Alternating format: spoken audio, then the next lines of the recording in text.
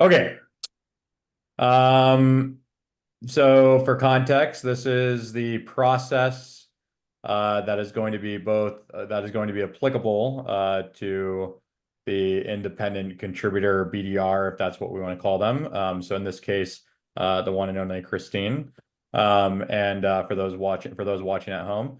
And but I want to give a background to what is happening in hopes that it would be helpful. So what Mikkel and I do, and then in the future there will be additional kind of researchers or people that only do research. But with the tools that we purchased, I mean, I think it's pretty freaking easy. But we're not going to buy a whole bunch of them because they're very expensive, and that would not be a good use of funds. But anyway, so we use Sales Navigator, Upsell, and one other what's called enriched IO for the purpose of enriching data based on the PII, or sorry, based on the ICP, the individual customer profile, or ideal customer profile of what our clients are prospectively looking for. So we take accountability for that research. And the way that we do that is pretty much fueled by Sales Navigator, hence Sales Navigator. Christine, have you ever seen Sales Navigator? Okay. It's actually it's quite useful. For like if you were like a full-time account executive, it would be quite useful. And then for us, obviously for the leads purposes. So what we do is we go in, we make a list, and in this particular case, Veritas Veritas is going to be our client. And so you can see a couple lists based on that client. I'm sharing one of my lists with Mikkel, and so hence the naming conventions. And so simply all we do is when we go and we start to do our research, we put in pretty much every open source variable that we can find, which is located in the upper right-hand corner, which you can save them in order to conduct these searches. So for example, once we collect the ICPs on the left-hand side, you have a whole variant of company names. And then if I scroll down the page, I have the current job titles. And these, according to our client, and of course, these will change client by client, these are the ideal customer profiles of the third degree, second degree, and first degree people that we want to reach out to. Third degree being defined as someone who is not a buyer, but could prospectively know who the buyers are, and but genuinely feels the pain, right? So usually they are the ones, the end users, but they are certainly not decision makers. So for example, if you use Facebook or you use LinkedIn, you are the end user. If something breaks in LinkedIn, you're not going to go to LinkedIn and tell their CTO or something to buy something, obviously. But even though you don't work for LinkedIn, I guess you could prospectively say these would be the right people to go to. But nonetheless, it's a third degree is somebody that actually feels the pain, right? A second degree, if I'm using LinkedIn as an example, might be someone who works at LinkedIn, who is an engineer, who works there day to day, knows the people, can look inside the database and find all the people that works there, and also knows who hired them, obviously, right? And who further knows the person above that person, right? That can basically be isolated for information. So that's like a secondary connection. And then a first degree is like the person that we know that is the buyer. So all of our strategy, which we'll talk in a separate strategy discussion, but as a reminder, all of our strategy is based on the collection of information based on those three categories to which we consider them to be assets, right? So those people are assets. Our job is to pull from them everything we can in order to get as much information that would give us credibility to get to the next person, right? So, for example, if I called Christine and said, hi, Christine, I want you to buy this type of gasoline, right? You were probably not going to listen to me. But if I said, hey, Christine, I was talking to your sister, Jennifer Edwards, that currently buys this type of gasoline and she uses it for her, Ford Taurus that is a 2005. And honestly, if it wasn't for this gasoline, then she probably wouldn't get around. I wanted to tell you about it. right? What are you more likely to listen to, right? Obviously, the one that's more credible. So, what do you do with a third degree person or somebody you define as third degree? You try to pull that so you can get to the second degree. And what do you do with a second degree person? You try to pull that information so you can get to the actual person, right? So, what do we do in our framework is we verify whether or not they have the pain, right? So again, I will stop this conversation and save this for a strategy session and go back to how it is we pull the information and go back to Orum. So that being said, again, our V client, and I'm just going to abbreviate it as V because I keep on messing up the name. So client V has what we think are the ICPs. Okay, we have a whole bunch of companies, which in this case are hospitals that we know that will buy the product, right? Because that's what the product fits in. And again, we take accountability for making sure that all this is sent to you, right, Christine, and sent to the rest of the team. Okay, so once we do that, we do polls on it, right? So in this case, we would look at all these people, would select these people. This little box in the corner, this is what's called upsell, okay, and that gets pushed into HubSpot, which I'm not logged into currently, which I'm about to log into. Oh, no, not HubSpot Academy. Go to my account. Very good. Oh boy. See, for those watching at home, this is what happens when you have too many tabs up and everything else. Oh my God, that's a landing page. HubSpot login. Log into HubSpot. It's app.hubspot.com. Okay, this worked. All good. All right. So again, this is still the back end, right? So you, Christine, and other folks are going to have access to HubSpot. You will be invited into HubSpot, but you're really not going to do anything in HubSpot, right? The only reason that you're going to get access to HubSpot is that is the only way that we can get access to Orum, right? So you can see client V in the upper left-hand corner, and you can see we started to isolate the PII, the person identifiable information. Gary, if you can go back to sharing the screen, please. I am sharing. Oh, you are? Yeah. Sorry, it disappeared for me. Oh, Never mind. Never mind. Sorry. All right. For those watching at home, please excuse Mikkel's Mexican internet. That anyway.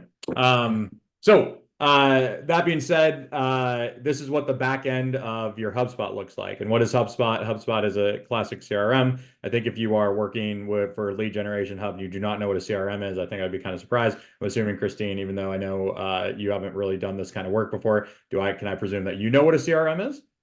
Okay, fantastic. So very good.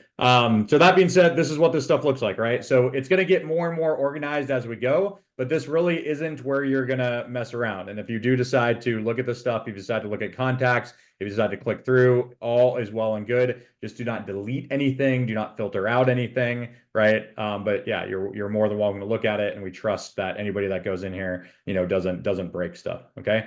Where you start and where you're going to log in on a regular basis is Orum. And so just so you can see this, I'm going to log out entirely. Okay, and this is what your login screen is going to look like. So when you go to Orum.com and you go to the Orum Authenticator, which is going to be the front page of Orum, and you get an invitation, which is going to be through your lead gen email, right? You are going to click on Log In with HubSpot. Once you log in with HubSpot, this may still say AptiCrew. It's only because that's the instance that we're using. But if it doesn't say AptiCrew, it might say SkillSource. But really, it's going to be the only one that's available that's connected to your actual email. Okay. Once you get on in here, you're going to say yes, thank you, connect the app, all that good stuff, durka, right? All this stuff should already ideally be connected. But then it's going to bring you directly to the Orum front page. And that is what this looks like. Inside of this Orum front page, you have a lot of fun, cool shit, in my opinion. There are, as you can see, for company V, there is a special room. So that way, if Gary is calling or Eddie is calling or whoever is calling, right? If you want to enter this room and be all teamy about it, right? You're totally welcome to do that. And then if you want to listen to folks' calls, I'll turn on that. If you want a bit of confidence or whatever, you can go ahead and put on to auto listen. So then you can hear people pitching, right? But again, we only do that after we've had some experience. calling on behalf of a client because I just personally I feel better knowing that people aren't listening, right? So I can mess it all up on my own, which is part of the fun, right? As far as I'm concerned. So that being said, you're absolutely welcome to mess with this however you want. Okay. A lot of the settings, I mean, there's really nothing in here to break. You're only going to be provided settings as a user. So not that we don't trust you, right? But the purpose of giving it as a user is so that you don't accidentally go in there and like hurt the integrations or anything like that, right? Is more so. But you're welcome to look at this and you can see today I did a whopping 12 calls. I was able to get onto one meeting. I had one conversation. Okay. There is a difference between internal meetings that we have and external ones. External ones are going to be the ones that you report and say, hey, I set this up for Bob, right? Or hey, I set this up for whoever the account executive. Internal meetings are actually ones that the system is probably going to figure that you had a meeting. So pretty much, I think we have a left and right limit in there that like this kind of stuff, like a lot of this stuff is just going to be automatic in what you do, right? Whereas if you talk to somebody for 5 minutes, we consider it to be a meeting, right? However, it is not a meeting to which you get the bonus for. Okay, it's a meeting to which it's just letting us know, right? So that way, when we start to become more credible, right? So Christine, when we start talking to more people, we can go back to those things that are classified as meetings, right? And then listen to them and collect on them. Okay. I'm also open to like as we go down the road to count these as meetings, but like right now, since we're early, let's I'm gonna hold the horses on that one, despite the fact that I would love to do that, right?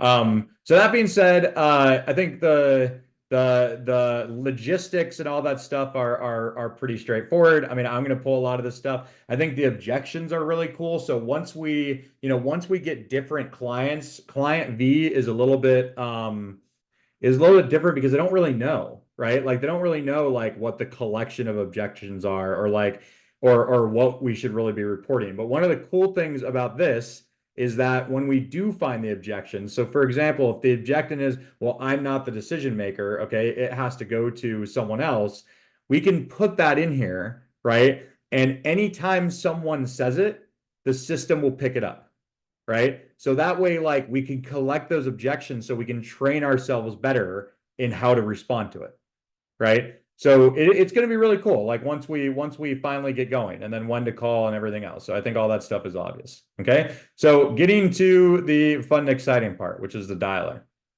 All right. Everyone's dialer should look more or less exactly the same. What you're going to do is when you log in, there's going to be a picture and it's going to say pick your list. Okay. So when you pick your list, there should be recent lists. And all these lists for the moment are active lists, not static lists. Okay. So what it means by active lists is all that means is that we are adding to it all the time. Okay, so every single day, Mikkel and I will go into Sales Navigator and Upsell and add probably something to the tune of like 150 or 200 prospects per day, right? Frankly, if we need more, I will get tons more. I will do it for hours if that's necessary, so long as everybody has like plenty of stuff to go to. Okay, so that being said, I click on my client V active list, and then I hit dial in the browser. And then make sure, of course, that your microphone and all that stuff is good to go. Dialed in. You can, if you want, you can choose whatever voice, whatever makes you feel better. It could be an English woman, it could be an English man, right? All those things are custom to your delight. And there you go. So it should like this. So once you get to the session, you can see like the microphone and all that stuff for me is working. I'm going to hit the old button, resume dialing. And what's going to happen when I'm resuming dialing is it's going to go live, right? So I'm about to call live directly in front of you. And there's a couple things that are a little bit scary about me going live because one, we haven't set up Mikkel, which is a reminder, we have not set up left and right parameters for time zones. It is 3:20 Pacific Standard, so I might be calling people on the East Coast at 6:20, and they might not be very happy with it. But just to finish this example, without further ado, here comes the magic.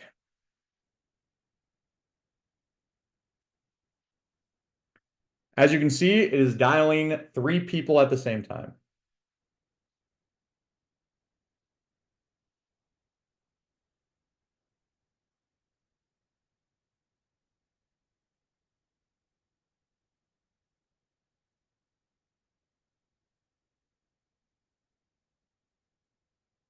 So when it's paused like that, that means it's doing its part. Okay, and you can see the words. So that means it's doing its part to connect. Okay, you can dial up to like 8 people at a time. I don't suggest that you do it. I think 3 at a time is entirely fair. If you want to start with 1 at a time, that's entirely fair.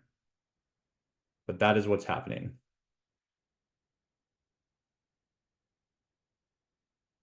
And you can see what they're saying, right? Your call's been sent to voicemail.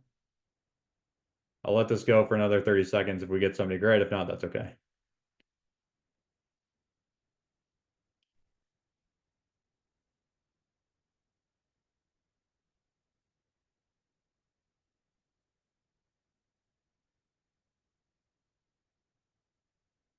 It's funny when Mikkel and I did it, we had a list of 12 and people picked up right away.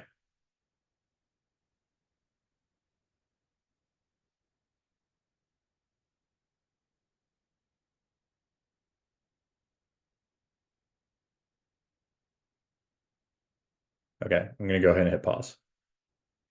So when it pauses, it's gonna finish, as you can see. So it's like a, it goes all the way through.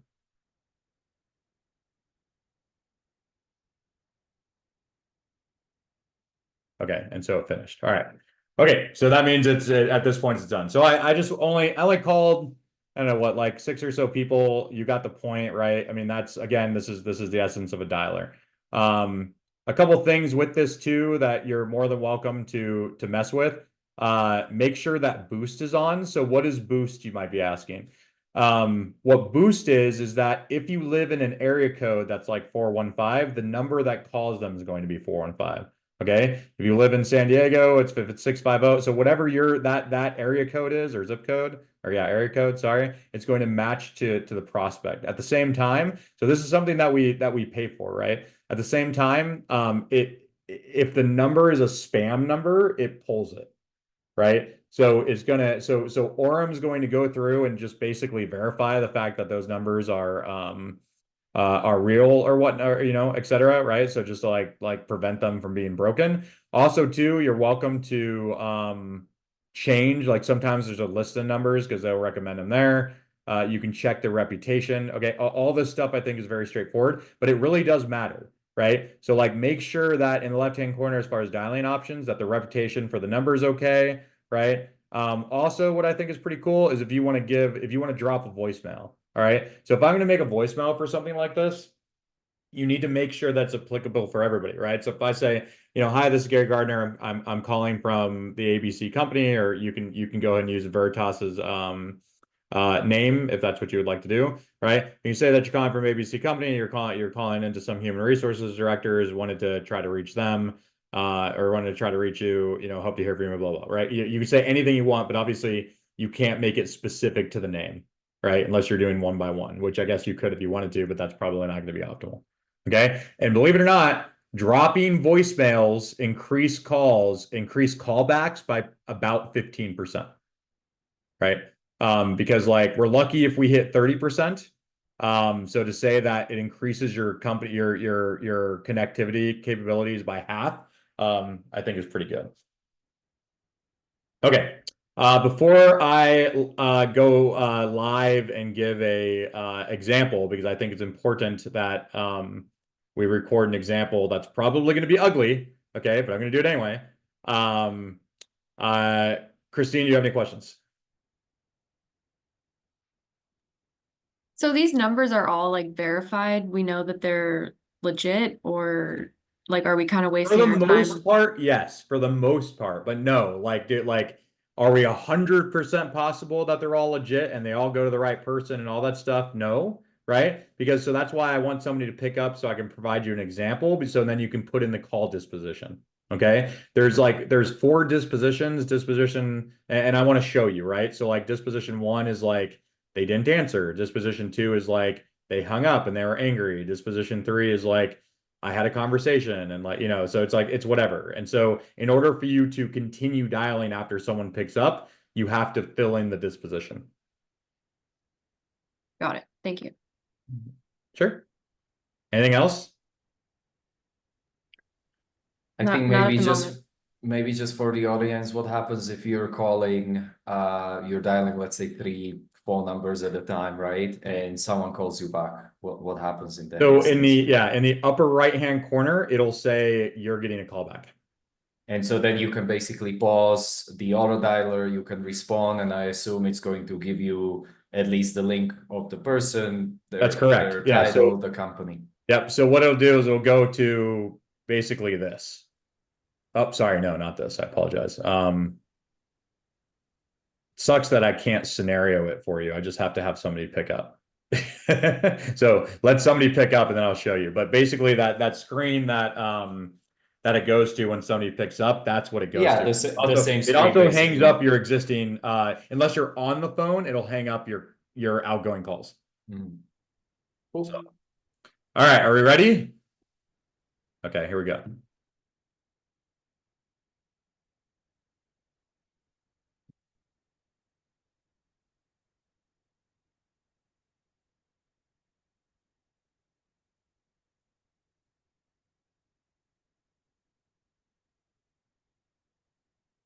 I'm a little bit worried because of the time zone. I think a lot of these folks are on the East Coast. That might be it. Yeah. Hey, Shannon, how are you? I'm good, man. Happy fine? Of course, this is Gary Gardner, and it's one of your most favorite calls that anybody can ever get. It's like a soliciting cold call slash compel possible information type call. How's that feel? Does it suit you? Hello? The prospect hung up. Okay, well, she didn't like that. Some people respond very nicely to that, some people don't. The previous one liked it, so Yeah, the first one was like laughing and like you we had cannot like please you yeah, we had cannot like please we had like everyone, a yeah. 7-minute conversation. But Right. anyway, so typically right now I would call her back, right? But I'm not going to because I don't really want to fight her right now, especially since we're recording this. But she got to the point where I'm happy where I got to this. Okay, so what happens when somebody picks up? All right, so you have like all of kind of the optimal information ideally in front of you, right? So like you have their LinkedIn if you want to click it. It's unfortunate that it looked like this didn't work, sadly. So supposedly when you download this, their LinkedIn's supposed to come up right away, but it didn't in this case. So this is her. And I will call her back. I will call her back tomorrow because I think she's like an optimal person, right? So that being said, what do I do with her at that point? Okay, again, because this is like, like really this fucking freaking here I'm recording things. This calling thing is like an out of body, like put yourself in her shoes, right? Like I get cold called, like like all the time. That's why I have two numbers. I have one number that's like a public number, and then I have my private number. But like if somebody is genuine, like actually follows up and like shoots me a message on LinkedIn, I'll totally talk to them. Like it just kind of like it just kind of depends, right? So like just because Miss Myers decided that she was gonna hang up right away and she wasn't very happy, like I'm still gonna follow up with her, right? And like and see what I can do. So all that being said, like I'm absolutely gonna go and request a LinkedIn. And my note is gonna be, hey, did not mean to trouble you. I happen to give you a call just now on, and so this is where it like really changes things. You take their number and you put it in there, right? And then they're like, oh, this person has my number. Still, I am building an application. What is this? Why is it saying play music? Don't know what that's for. I'm building an application that enables healthcare recruiters, and I am looking to chat with folks, which is basically my pitch, right? Which should be my pitch. I'm actually gonna take that and remember it. Okay. So I sent her a message on LinkedIn, right, which you're totally welcome to do. If you feel that that's going to be helpful. You have all the other information in front of you. Let's pretend that you had like a shitty call and you don't ever want to call them again. That is what that is for, right? And you can your cursor can go in there, so that means don't call them again. And this is the snooze button, right? So like if like they're like, oh, call me back in 2 weeks or whatever whatever the situation. If you don't want anyone else to call them for like X amount of time, all you have to do is hit that button, right? And it becomes very obvious what those buttons are. For example, okay, snooze this person for how long, blah, blah, blah, blah. There you go. Because again, when you say, and also too, keep in mind, when I say snooze that person, that's disabling everyone else to call them.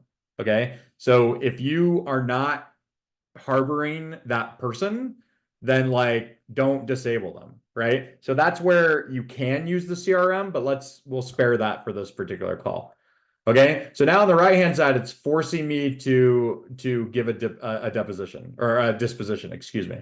So I have these choices, right? Wrong number, no answer, left voicemail, etc. I mean, I would say that I connected, but I am gonna like remove her. So we're gonna say removing her from list, real number, real person, going to snooze her for 30 days.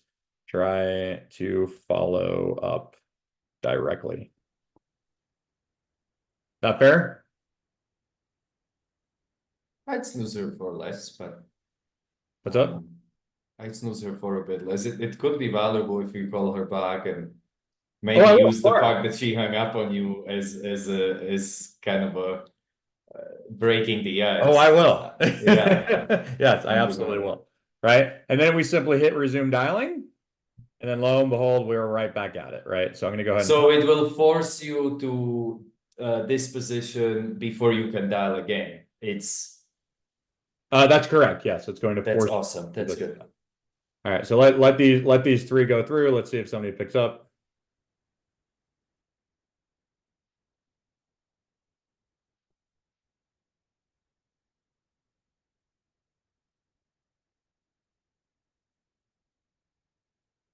Okay. Sweet. All right. And so there you go. I'm gonna go, yeah, so you stop dialing, it automatically stopped dialing. All that stuff is there. Also too, it's going through my list as you as an individual. Okay. So as it goes through and as you dial them, it is removing people from this list. But all you do is you go to reset or refresh, and all that information can get all that information come back. A refresh is pretty much pulling from the active list. A reset means that you're resetting with all the people that you called. Make sense? And if you ever have questions, like you can just like, put your cursor over that. Should be self-explanatory. Cool. All right. Any questions, or otherwise I'm going to stop the video. You just send the LinkedIn message like once you hear a voice, once you connect with an actual person versus like leaving a voicemail or like not sending a message at all. I mean, it's really up to you. Christine, you want to try that? You want to send LinkedIn messages to see if you can get anywhere with them? Do it. Okay. Like, nothing wrong with that. And yes, absolutely. If you can get someone to respond to you on a LinkedIn message, and then you have a discussion with them and you're like, oh, this person might be a buyer and has like real questions, and I want to set them up with Patrick or Bob, or whoever the account executives are, like 10,000% do that. But I must say, if you get really good at email, good on you. But the fact of the matter is that there's really no one in the world that is. So that's why we do it this way. Like no one really responds in email, right? But they do respond here. And again, you get better, right? Like we will all get better as we go. As we have these discussions, you're going to write down like, what is the information you really want to get out of this person, right? And you'll start like checking those boxes. In the beginning, the same stuff's gonna happen to you, right? And I will send you, and you're more than welcome to listen to my calls, my mess ups, my everything. Because I'm gonna be doing this with you. And so for example, like my 6-minute discussion, I mean my pitch was pretty bad. you know, like it was just like it wasn't, yeah, it wasn't great. And so in order to go and see those discussions, you can go to call history, and then you can see how they're by like per second. So if I scroll down to my what was it? And you can filter this too. Yeah, I think they're almost like 300. Oh, there, 6 minutes, right? So yeah, 6 minutes. you click the little book, and then there it is. Hello? Sure, but if it doesn't, I can. So, makes sense? And then there's even transcripts too. So, The only thing I would throw in there is it connects very fast. it does. So kind of be ready for that. That's why if you haven't used Orum, maybe dial one at a time first or two at a time, and then maybe move up to three. You know, when you feel comfortable, but it gets connected quite fast, so you gotta be ready to have the discussion. But it's awesome. Yeah. And it's nervous, right? Like even now, I mean, I'm kind of nervous because you guys are like listening, but like I still, I mean, that's to me, like, I know everyone says that they like, oh, like who actually likes doing the job. Like, obviously I don't love doing the job, but I do it all the time. But like to me, it's like, to me, it's fun. I think it's fun. I think it's nerve-wracking and fun and hard. But it's still fun. So. All right. Unless there's any more questions that you think is good for the recording, I'm going to go ahead and stop it. All right. Fantastic.